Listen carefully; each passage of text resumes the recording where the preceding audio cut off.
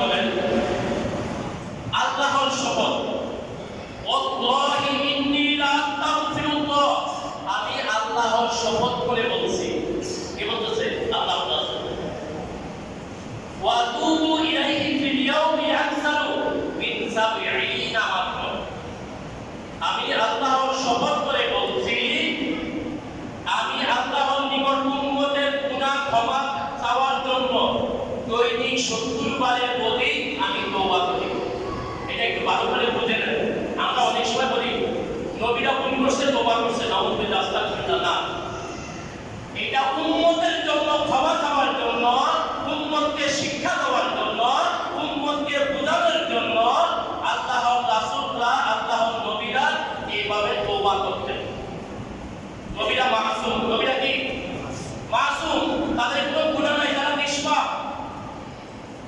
এখন আপনি কোন হুজুরকে তওবা করছেন, এই তওবা করার কারণ হলো উম্মতের গুনাহ মাফ চেয়েছে, উম্মতের গুনাহ ক্ষমা চেয়েছে।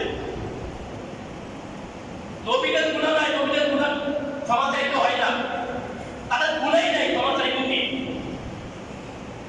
কিন্তু এই নবীদের তওবা করেছেন এইটা বান্দার গুনাহ ক্ষমা চাওয়ার জন্য দৈনিক 70 বার, আরো হাদিস আছে 100 বার আল্লাহর রাসূল এই উম্মতের জন্য তওবা করতেন দৈনিক 70 বারের অধিক। তাহলে আপনি আমি কি এখন তওবা কখন কোথায় গেলে কবুল হয় দেখুন। সূরা নিসা আয়াত নাম্বার 64। আউযু বিল্লাহি মিনাশ শাইতানির রাজীম। ওয়ালাউ আন্নাহুম ইয যালামু আনফুসাহুম জাউকা ফাস্তাগফিরুল্লাহ ওয়াস্তাগফারা লাহুমুর রাসূল। আমরা আল্লাহ কি বলতেছেন দেখুন, লাওয়াজাদুল্লাহ তাওয়াবার রহিমা। যখন আর যদি আমার কোনো বান্দা নিজের আত্মার উপরে জুলুম করেছে, অন্যায় করেছে, নাফরমানি করেছে, নিজের আত্মার উপরে যখন জুলুম করে, লাউ আন্নাহুম ইয যালামু, যখন সে নিজের আত্মার উপরে জুলুম করেছে, পাপ করেছে, নাফরমানি করেছে, করার পরে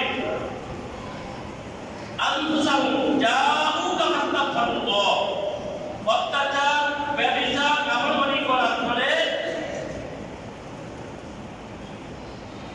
আল্লাহর নবীর খেদমতে ফাস্তাগফিরুল্লাহ ওয়াস্তাগফারা লাহুমুর রাসূল, আল্লাহর খেদমতে আশ্রয় চায়, এবং আর যদি আল্লাহর রাসূলের দরবারে গিয়ে সে ক্ষমা প্রার্থনা করে, যদি আল্লাহর রাসূল তার পক্ষে সুপারিশ করে, আমি আল্লাহ লাওয়াজাদুল্লাহ তাওয়াবান, তবে আমি অবশ্যই আল্লাহ তওবা কবুলকারী হিসেবে আল্লাহকে পাওয়া যাবে। সুবহানাল্লাহ।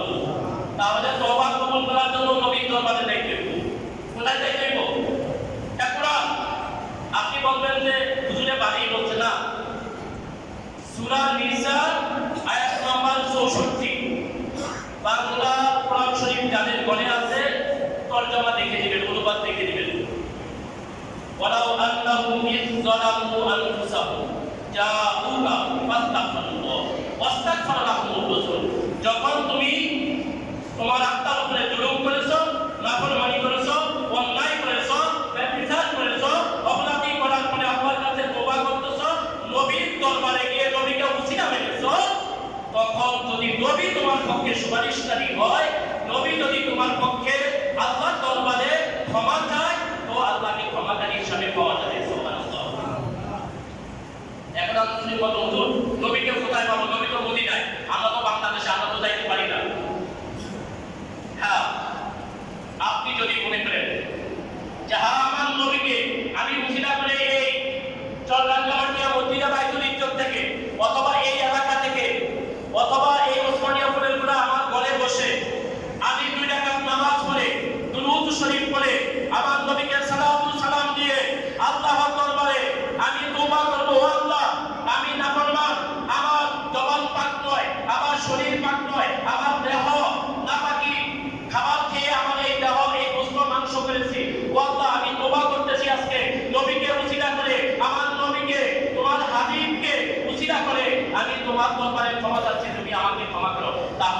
নবী আপনার এই ফরিয়াদ আল্লাহর ফেরেশতা নবীর দরবারে পৌঁছে দিবে। নবী যদি তখন আপনার পক্ষ হয়ে আল্লাহর দরবারে ক্ষমা চায়, আল্লাহকে ক্ষমাকারী হিসেবে পাওয়া যাবে। সুবহানাল্লাহ। আমরা অনেকে বলি সরাসরি আল্লাহর কাছে, অথচ এখানে বলছে কি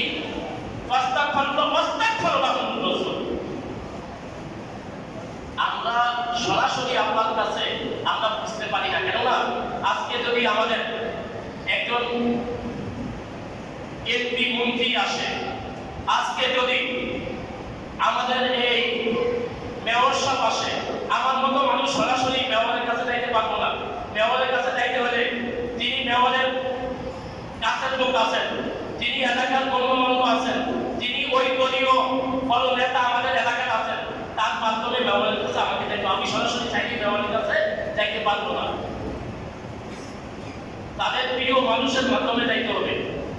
তদ্রুপ আল্লাহকে, হ্যাঁ আল্লাহ তো অবশ্যই ডাকবো, আল্লাহ তো অবশ্যই ডাকবো, কিন্তু আল্লাহ শিখিয়ে দিয়েছেন তওবা আমি তখনই কবুল করব যদি তোমার পক্ষে নবী সুপারিশ করে, নবী তওবা করে। সুবহানাল্লাহ।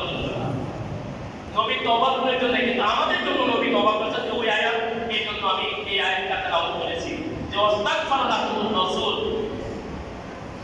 আল্লাহ সুবহানাহু ওয়া তাআলা আমাদেরকে দুনিয়ার সকল অপরাধের জন্য, সকল খারাপ কর্ম কাজের জন্য যেন আমরা তওবা করতে পারি, আমরা যেন খালিস নিয়তে তওবা করি, আমাদের আত্মাকে যেন পরিশুদ্ধ